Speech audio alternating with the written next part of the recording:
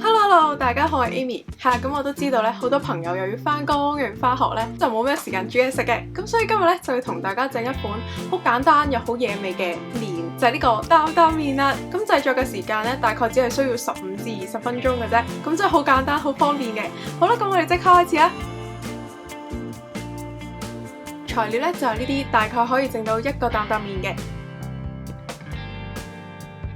好，咁首先咧，我哋就可以醃咗個豬肉先。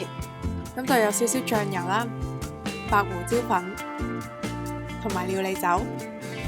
咁加晒啲調味料落去咧，撈勻晒佢，然後就可以放入雪櫃雪大概5至10分鐘。咁醃豬肉呢個步驟咧，大家提前1晚準備定都得嘅。咁第二日就可以更加快煮到嚟食啦。下一步咧，我哋就可以喺個鑊嗰度加少少油落去，然後就可以將蒜蓉都加埋落去，咁就可以用中火咧爆香佢啦。咁等你聞到個蒜頭有香味之後呢，我哋就可以將醃好咗嘅豬肉都加埋落去，繼續用中火啦，炒一炒佢，炒熟晒呢就 OK 噶啦。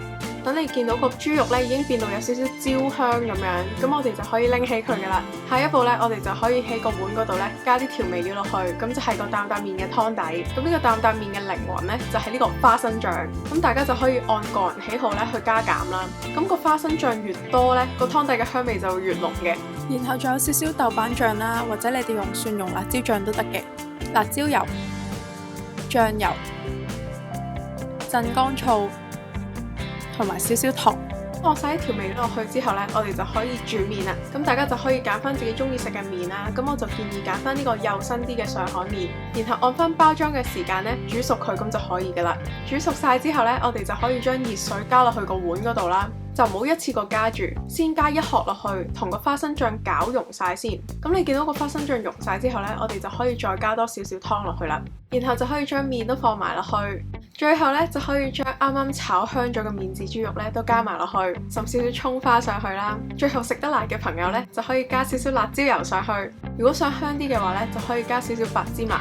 係啦，咁話咁快呢，我哋今次呢個擔擔麵就完成啦。好啦，咁我就唔客氣啦。咁呢個擔擔麵呢，真係好香花生醬味咯，而且醋令到個湯底有啲酸酸味味咁樣，食落去呢就唔會好流啦，而且又香又辣咁樣呢，就會有種好開胃嘅感覺。咁如果想好快手咁樣完成一個晚餐呢，擔擔麵係一個唔錯嘅選擇嚟嘅。係啦，咁今次呢條片呢就嚟到呢度啦，希望大家會中意今次嘅分享。如果中意嘅話呢，記得俾條片一個 like 同埋撳埋訂閱個掣之餘，再撳埋隔離個啷啷，咁樣先會收到出片嘅通知嘅。歡迎大家，如果你要整咗呢個擔擔麵嘅話呢，可以 send 相俾我貼堂，又或者 tag 翻我，等我可以睇到你嘅完成品圖。咁有咩片想我拍嘅話呢，都可以留言同我講。咁下條片再見啦，拜拜。